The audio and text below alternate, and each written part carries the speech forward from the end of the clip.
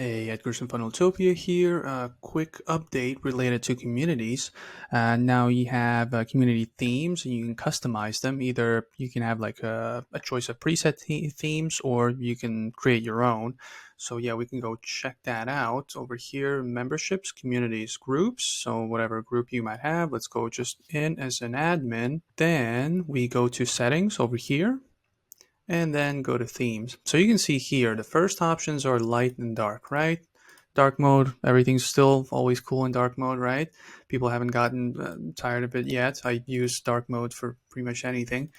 And over here, you also have preset themes, right? Pretty cool.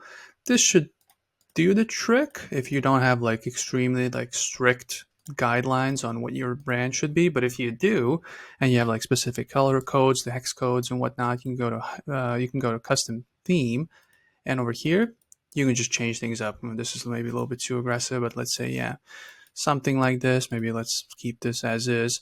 Over here we can do a different color, right? Green buttons, so just anything font.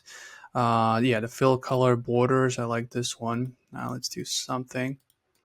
These make things pop, like you can see over here, right? So it kind of emphasizes things better. I like this one. Error, fill color, yeah, just play around with them. If this is not, yeah, we can make this green actually, similar to the buttons. It's not going to be perfect green, but something like this maybe. I try to mimic this green, but then you can just copy the codes. Nevertheless, you have the option to do like custom or go back to community theme, whichever one suits you best. Let's say, I'm a bit boring. I like this one. It's kind of black and white, ivory, I guess. So, yeah, like a gray tone. So yeah, just kind of go through them. Well, obviously primary choice will be dark mode, but there's other cool options. And over here, you can click through these options as well, right? There's options here.